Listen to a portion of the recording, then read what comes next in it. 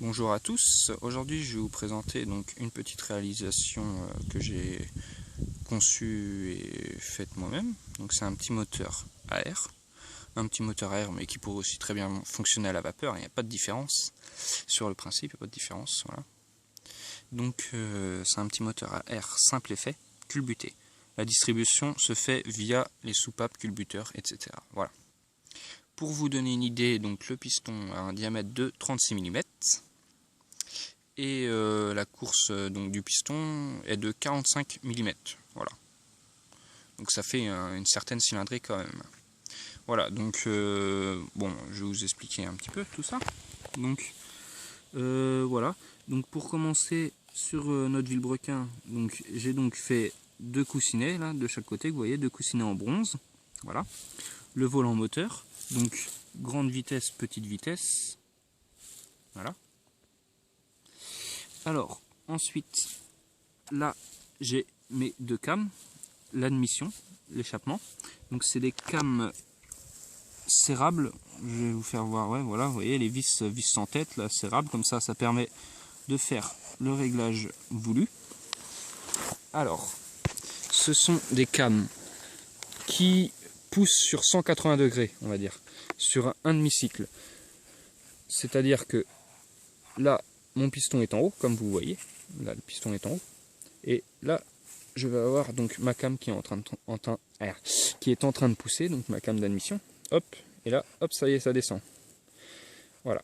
Donc, vous voyez, ça fait un demi-tour. La came pousse sur un demi-tour, si vous voulez. Donc, pareil pour les deux cames. Sauf qu'elles sont décalées complètement. Enfin, elles sont décalées l'une à l'opposé de l'autre, on va dire. Voilà. Donc c'est un moteur qui est entièrement démontable. Là on le voit, il a les vis, tout ça, c'est usiné, tout ça. Vous voyez, pareil, le cylindre est vissé là, avec des petites BTR là. Voilà.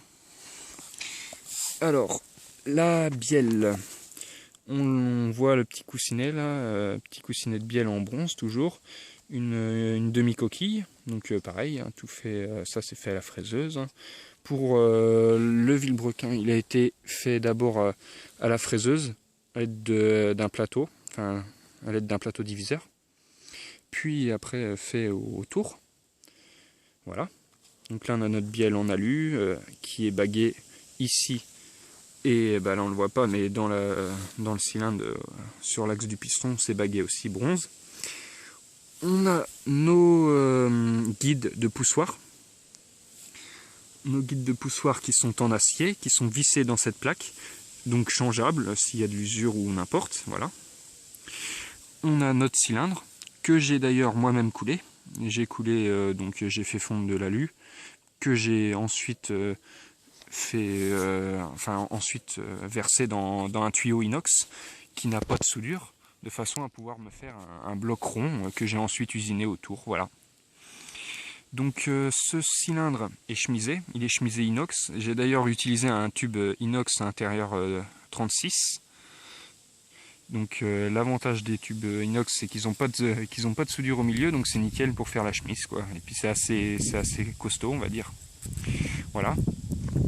Ma culasse est en alu. Mes sièges de soupape, bah, on les voit pas, mais ils sont vissés. Et c'est en acier aussi pour éviter l'usure, voilà. Bon, là on a nos petits culbuteurs en acier. Voilà, donc pour l'essentiel, les petites tiges de culbuteurs qui comme sur un vrai moteur s'en vont voilà, comme on veut. Là on a notre poussoir, voilà. Donc pareil, le poussoir peut s'en aller un peu, voilà. Merde. Hop, il est parti où? Il est là. Ah, c'est pas évident de filmer et de faire tout ça tout seul. Voilà. Toc, voilà. Donc des petits réglages là, hein, un petit réglage, voilà. Voilà, pour l'essentiel. Donc je vais vous expliquer un peu mieux quand même comment ça fonctionne ce petit moteur.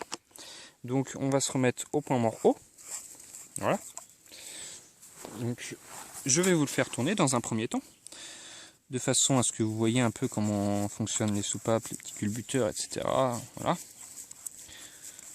Voilà. On va se remettre au point mort haut. Voilà. Donc le piston est au point mort haut. Qu'est-ce qui se passe? Mon premier cycle, c'est quoi? C'est mon admission. L'admission, c'est celui-ci. C'est cette soupape là. Enfin, on utilise cette soupape là. Voilà. Donc le ressort, vous le voyez, il est plus compressé, plus gros. Tout simplement parce que vous imaginez bien que si j'envoie 2 barres de pression par l'admission, il faut un ressort relativement assez gros, de façon à ce que la soupape ne se pousse pas avec l'air. Voilà. Voilà pourquoi la soupape d'admission est bien plus grosse que celle enfin, pas la soupape, le ressort, pardon. Le ressort est bien plus fort que celui de l'échappement. Voilà pourquoi. Donc, on reprend. Notre piston est en haut. Mon piston commence à descendre. Il descend, il descend. Ma soupape, c'est donc ouverte. Donc, via la came qui a poussé le poussoir, qui pousse la tige et qui pousse le culbuteur qui agit sur la soupape. Hein, vous le voyez bien, vous comprenez bien. Donc, mon piston descend tout simplement parce que ma soupape est ouverte, mon air passe, ma pression passe, ça me pousse mon piston. Voilà. Ça descend, et hop, arrivé en bas, ma soupape d'admission se ferme. Vous voyez, il y a du jeu assez fermé. Donc comme c'est un simple effet, il remonte juste avec l'inertie du volant. D'où l'importance d'avoir un volant assez gros, assez lourd, voilà. De façon à ce que ça puisse remonter tout seul. Et pour remonter, il faut créer donc tout simplement un échappement pour évacuer l'air qui va se compresser en remontant. Donc c'est à ce moment-là que va s'ouvrir, hop, ma soupape d'échappement, tout simplement pour échapper avec, je vais vous faire voir, hop, vous faire voir le trou qui est ici. Ça, c'est mon trou de ma soupape d'échappement. Voilà. Donc, pour reprendre, mon piston remonte, et hop, arrive en haut, mon échappement se ferme, et on reprend place à l'admission, etc., etc. Voilà, vous comprenez bien le principe. C'est relativement simple. Voilà, voilà. Donc, c'est tout ce que je peux vous dire là-dessus. Je pense que j'ai à peu près tout résumé. Voilà, donc à ce moment-là, on va passer dans le garage et je vais vous faire une petite démonstration du moteur en marche. A tout de suite.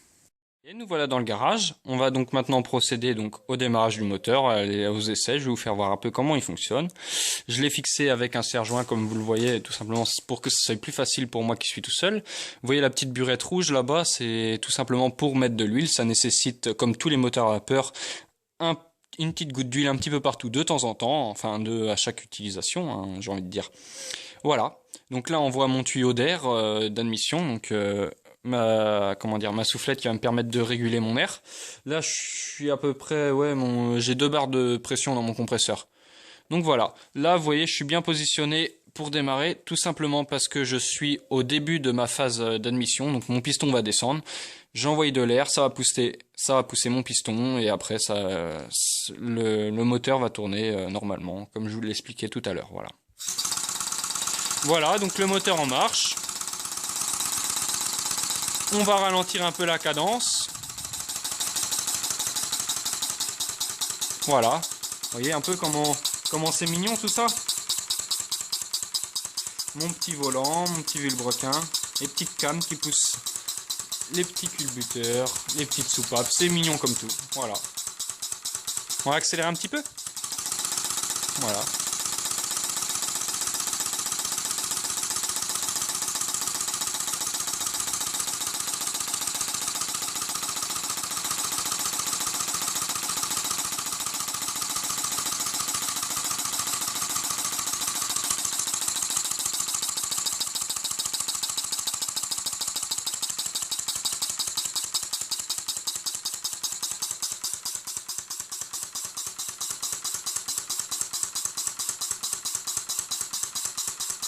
Voilà, voilà. Donc, vu que c'est un simple effet, comme je vous l'expliquais tout à l'heure, il pourrait pas redémarrer s'il était là. Il peut démarrer que quand il est dans sa phase donc d'admission de là à là. Voilà, vous voyez.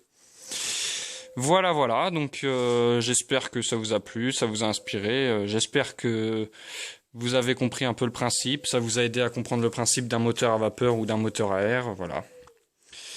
Donc je vais vous mettre quelques photos à la suite là, donc des photos avant l'assemblage, de façon à ce que vous voyez un peu les pièces.